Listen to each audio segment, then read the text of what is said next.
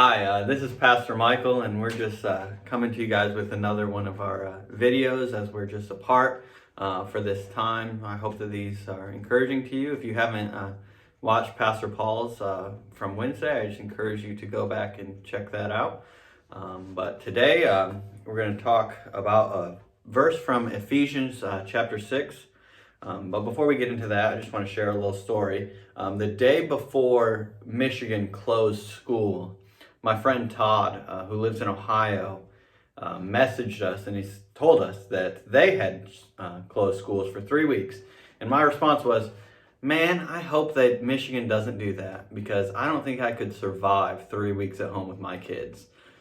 And I'm sure parents everywhere felt the same way when they got the news. What am I going to do? We love our kids. Don't get me wrong. We love our kids. We love spending time with our kids. But this disruption of our schedule was not only inconvenient, it is a challenge. I suspect when things get back to normal and our kids are back at school or back at their normal routine, we're going to have a new respect for parents that stay home with their kids. They choose to do that. And also for the teachers that teach our kids every day. At least I hope that we will, because it's a challenge. And so I just want to share this verse from Ephesians. So if you have a Bible in front of you, turn to Ephesians chapter 6, verse 4. If you don't have one, feel free to pause the video, go get one and open it up. I won't be offended if you pause it. I won't even know. But this verse is directed towards parents, and particularly towards fathers. But if you're single and don't have kids, or married and don't have kids yet, or even if your kids have left the house, I encourage you to stick with me through this video because we do have some stuff for you too. It's not as if this video at all won't pertain to what you can do during this time. But the verse says, "Fathers, do not exasperate your children. Instead, bring them up in the training and instruction of the Lord." And in this verse, Paul gives one negative command and three positive commands. So the negative command is something that we shouldn't do. So he says, fathers, parents, do not exasperate your children. The traditional translation of this verse is, do not provoke your children to wrath. Do not put expectations on them that are unfair. Do not discourage them. We have to be fair with how we interact with our kids. If your kids are anything like my boys, they don't do well being stuck in the house all the time, every single day. Every single day so far this week, Brad has asked me, Dad, are we going to go to church today? Or Dad, are we going to go to school today? And I say, no, we're not going yet. And he is bored. And when he is bored, he acts out. And we have to be understanding that this is a struggle for our children. It's not just a vacation for them. They don't understand really what's going on, especially the younger ones. They can't comprehend what's going on and why we're not doing the things that we normally do. And so I need to be patient with my children. I need to take care, and I need to not set unfair expectations on them just because they are stuck at home with us. We need to strive to be patient and loving with our kids. And so that's our negative command. Do not provoke your children to wrath. Be fair, be loving, be understanding. So that is our negative command, which brings us to our positive commands.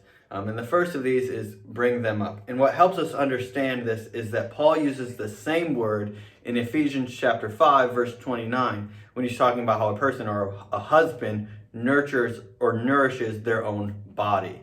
And this idea of nurturing doesn't come out clearly when we see bring them up, but it has this connotation of love and compassion and nurturing.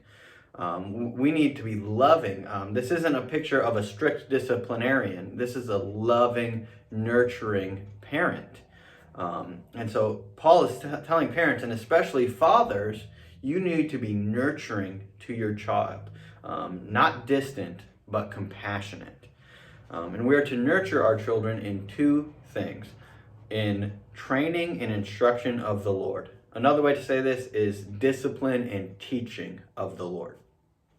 We need to understand that just because we need to be fair and not provoke our children to wrath, that doesn't mean we let them run around and do whatever they want.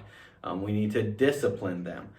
This word is the same word that the author of Hebrews uses 4 different times in Hebrews 12 when talking about how God disciplines his children. He doesn't allow us to go on sinning and sinning and sinning, but he disciplines us so that we will come back to him and behave the way that we are supposed to. We're to correct our children with love and to point them to what we should be doing, which is the instruction of the Lord. We need to teach our children how to live for the Lord. We are the primary disciplers of our children. That's our responsibility as parents, is to teach them how to live for God. The church comes alongside parents, but primarily it is our responsibility to do that. And so I would encourage us, as you know, our schedules have all been thrown. No one's doing what they thought they were going to be doing this week. But we have a special opportunity with time that we wouldn't normally spend with our children to disciple them, to teach them, to show them the right way to live, to point them to the Lord.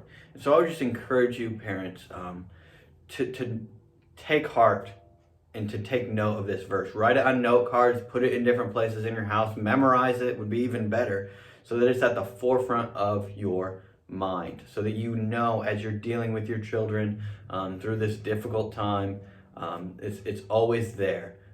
Do not exasperate your children, but bring them up in the training and instruction of the Lord. And now for those of you who maybe don't have children, whether you're single, married and don't have kids yet, or your kids are grown and gone out of the house, I just encourage you to remember these parents, to pray for them, to reach out for them. It's not easy to be at home with your kids all the time, not able to go anywhere. Maybe a phone call just to see if there's anything that you could do for them. Maybe they just need a break, someone to just come and be with their kids so they can go to the grocery store alone. Maybe they need to talk to another adult because all day they've been trying to reason with a toddler that doesn't understand logic. Maybe they just need another adult voice in the house because their teenagers have tuned their voice out. Maybe they just need a word of encouragement because all they have heard all day is complaints.